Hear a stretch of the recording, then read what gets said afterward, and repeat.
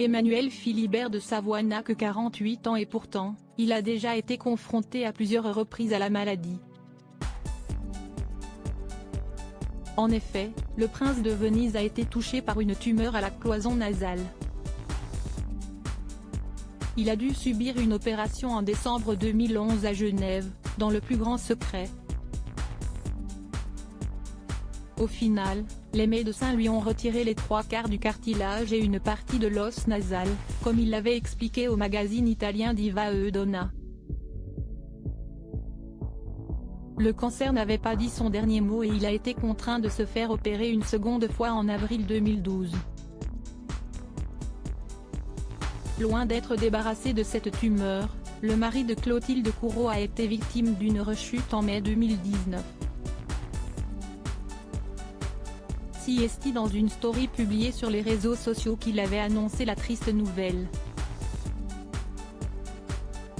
Ce n'est pas dans mon habitude mais j'anticipe des spéculations. Aujourd'hui, je me réfère au même problème que j'avais rencontré il y a quelques années. Et je ne veux pas les nommer. Tout ira bien. J'ai le moral et je suis confiant, assurait-il avec optimisme. Depuis, Emmanuel Philibert de Savoie semble être en pleine forme. Un prince très investi en politique désormais, le papa de Vittoria et Luisa Giovanna a l'air très engagé en politique.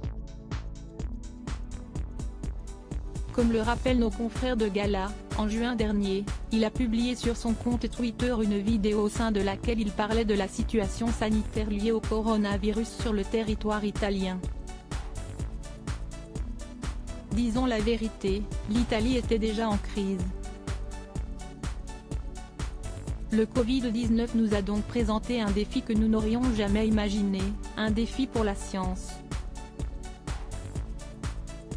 Comme vous le voyez, j'ai toujours aimé mon pays, depuis mon enfance, quand je ne pouvais le regarder que de loin et aujourd'hui je l'aimais encore plus, développait-il.